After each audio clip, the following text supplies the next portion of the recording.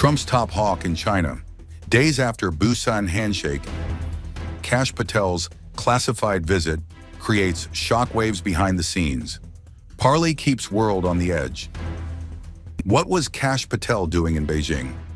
No press, no confirmation, not even a murmur by China. Weeks after a terse handshake between Donald Trump and Xi Jinping in South Korea, FBI Chief Kash Patel slipped into China on a highly secretive assignment which nobody in Washington and Beijing acknowledged. When asked about this trip, the Chinese Foreign Ministry said it was not aware of any such trip. Patel stayed in Beijing for a day, held talks with Chinese officials, and returned home. Why did Trump rush his investigative agency chief to China? Was there any behind-the-scenes deal between the two superpowers?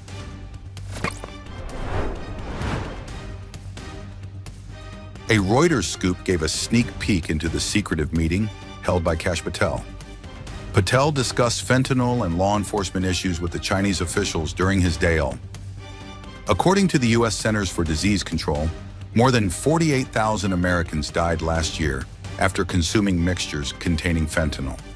As per a BBC report, there were over 110,000 drug-related deaths in the U.S. due to fentanyl, considered 50 times more potent than heroin.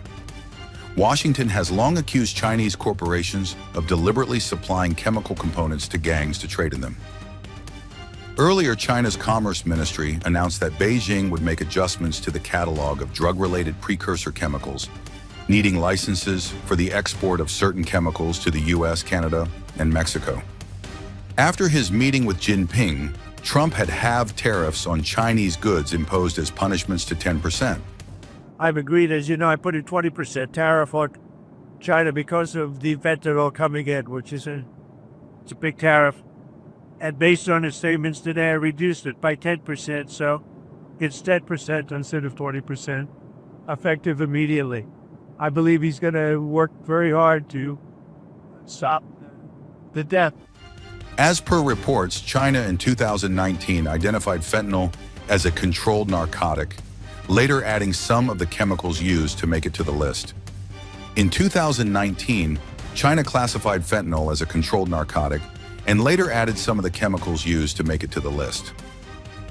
According to Reuters report, U.S. Treasury Secretary Scott Bessent said details of the fresh consensus would be hashed out through a new bilateral working group.